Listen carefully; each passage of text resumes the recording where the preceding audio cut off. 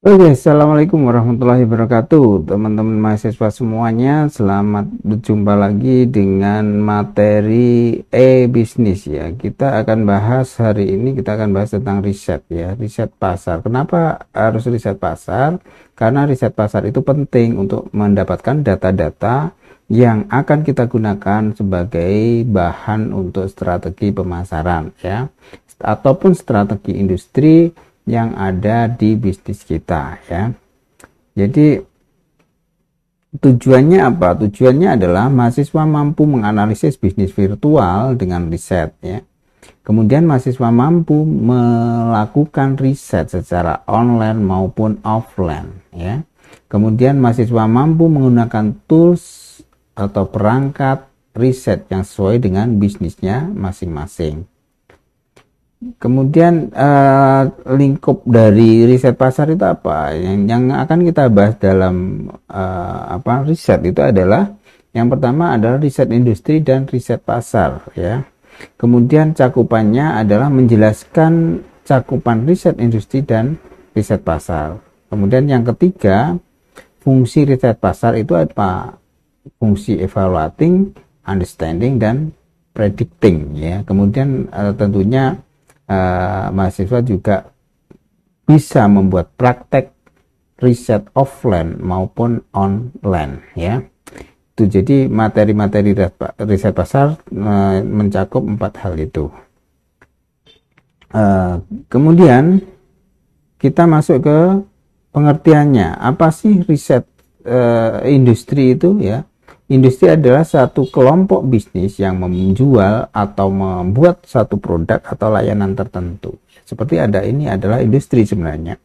Anda kemarin membuat ide usaha itu sebenarnya sudah membuat ide industri itu sendiri. Ada yang membuat tentang bisnis makanan, kemudian bisnis jasa, dan seterusnya. Kemudian pasar itu apa? Pasar adalah sekelompok pelanggan potensial. Jadi riset pemasaran ini nanti didasarkan secara geografi, secara demografi, usia, jenis kelamin, dan seterusnya, atau psikografi seperti hobi dan minat, dan seterusnya ya. Kemudian fungsi riset itu apa? Fungsi riset yang pertama adalah pas itu masa lampau ya, sebagai evaluasi, mengevaluasi program-program pemasaran yang telah dilakukan sebelumnya. Kemudian now, sekarang pada masa kini, understanding ya, memahami konsumen adalah salah satu insight penting dalam satu perusahaan. Jadi ketika satu bisnis berjalan, kira-kira yang bisa kita tangkap dari perilaku konsumen itu apa?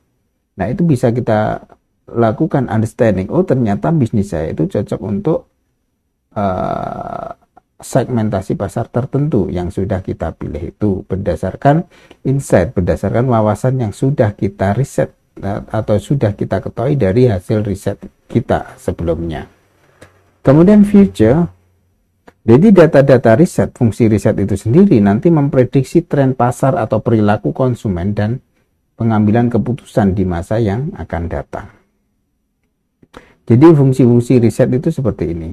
Kemudian cakupannya apa? Cakupannya yang jelas pemain kuncinya. Kalau industri adalah pemain kuncinya. Siapa saja perusahaan atau bisnis utama di industri Anda? Siapa bisnis terbesar di industri ini dan apa produk dan layanan inti yang mereka jual? Kemudian apa model bisnis mereka? Kemudian dari sisi pertumbuhan, apakah industri Anda tumbuh ataukah menyusut? Kemudian dari sisi tren, bagaimana tren itu mempengaruhi bisnis Anda?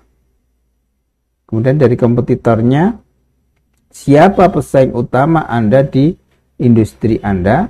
Kemudian adakah bisnis yang menggunakan strategi serupa dengan Anda ataukah ada yang berbeda? Itu dari cakupan dari riset industri.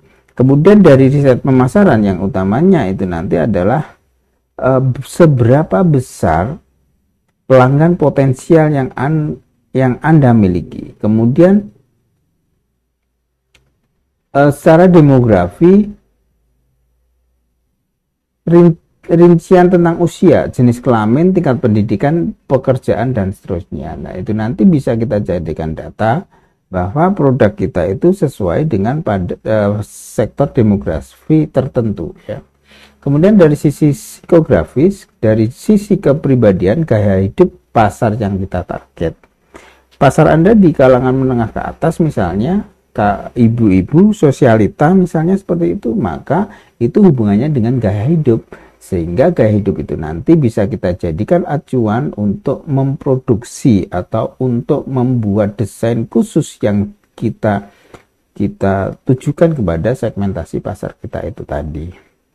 Kemudian secara geografis, lokasi pelanggan yang potensial itu di mana? Apakah di daerah pedesaan ataukah perkotaan? Apakah di daerah dekat ibu kota? Apakah jauh dari ibu kota? Di daerah pegunungan atau di daerah lembah dan seterusnya? Itu nanti tentunya akan juga berpengaruh terhadap desain dari produk Anda. Kemudian dari sisi perilaku, bagaimana pelanggan Anda berbelanja dan membeli produk seperti milik Anda. Kemudian menganalisis tren pasar dalam memberikan informasi apakah produk saya ini nanti akan trennya akan naik ataukah akan turun. Nah, itu cakupannya. Kemudian langkah-langkah riset. Yang jelas yang pertama perumusan masalah, menentukan asumsi-asumsi ya, kemudian penentuan tujuan, pengumpulan data, kemudian analisis data dan interpretasi dari hasil. Itu langkah riset secara umum. Tentunya secara sistematis akan kita lakukan seperti itu. Ya, itu jadi yang paling inti itu. Kemudian saya juga akan menunjukkan bagaimana kita menggunakan riset secara online misalnya ya. Anda mungkin tahu tentang Google Trend ya. Google Trend itu salah satu alat bantu riset untuk mengetahui tren pasar secara online ya. Bisa kita lihat ketik aja di tren Google ya, di tren Google. Nah, ya ini adalah tren Google. Ini masih coba saya ini coba buka browsernya ya. Buka browsernya, di situ ada tren Google COID ya. Anda bisa cari tren pasar sesuai dengan produk Anda. Misalnya saya mau jual gamis nih ya. Jual gamis trennya seperti apa? Nah, kita lihat jual gamis ternyata trennya semacam ini ya. Ini dalam jangka waktu sehari terakhir. Kita lihat dalam 12 terakhir. Nah, ini ya. Dalam jangka waktu 12 bulan terakhir itu tren gamisnya itu cenderung rata. Ya, cenderung rata semacam ini ya.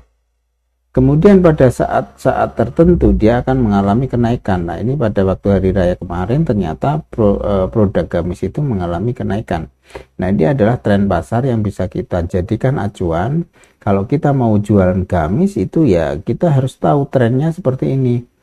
Dari sisi penyerapan pasar ternyata relatif lebih landai ya, lebih stabil pada saat tertentu. Pada bulan Februari mulai Maret ya, dia akan mengalami kenaikan yang signifikan. Nah, ini bisa kita jadikan acuan bahwa kalau misalnya kita mau berbisnis gamis nanti pada tahun depan pada sekitar bulan Maret kita harus coba siap-siap untuk menstok ya. Kalau misalnya ini kita ngambil grosir atau ngambil dari produk orang ya kita mulai stok di sini. Kalau kita produksi ya produksi di sini ya. Karena di sini ada tren yang menunjukkan bahwa penjualan gamis pada bulan Maret sampai bulan April itu sangat signifikan ya. Sehingga kita bisa lakukan bahwa kita bisa lihat bahwa tren-tren pasar ini kita bisa jadikan acuan. Ternyata kalau kita jualan pada bulan-bulan itu kita bisa mendapatkan hasil yang maksimal. Kemudian juga secara geografis ya kita bisa lihat di sini ternyata dari sisi secara penyebaran tingkat penyerapan ternyata bagus di Jawa Tengah itu ya, ada Aceh, Jawa Timur dan seterusnya, itu gamis. Kemudian kotanya daerah mana? Kota-kota daerah Kedung, Kembang, Blongo, Karangwagi, Banyakan ya, ini nggak tahu, ini mungkin di daerah Aceh ya. Nah ini bisa kita lihat. Nah kemudian kata kunci yang terkait ataupun apa ya,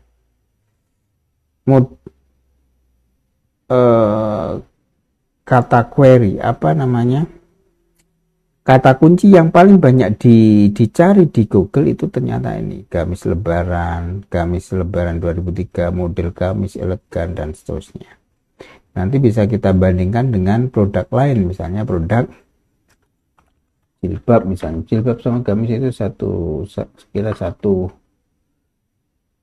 rumpun ya, hampir sama ya, tingkat penyerapan pasarnya hampir sama. Oke, cuma nanti mungkin yang ini ya, yang paling banyak itu apa fitur, misalnya segi 4 ya, kemudian gamis warna hijau sage, apa ini ya, jilbab journey dan seterusnya. Nah ini adalah data-data nanti kita praktekkan ketika kita nanti tatap muka ya. Oke, jadi itu mungkin gambaran sedikit tentang riset yang akan kita pelajari di pertemuan-pertemuan berikutnya, karena riset ini nanti perlu pendalaman yang lebih jauh karena merupakan dasar dari marketing ya, dasar dari e-commerce atau e-marketing ya. Oke, dari saya itu aja sementara.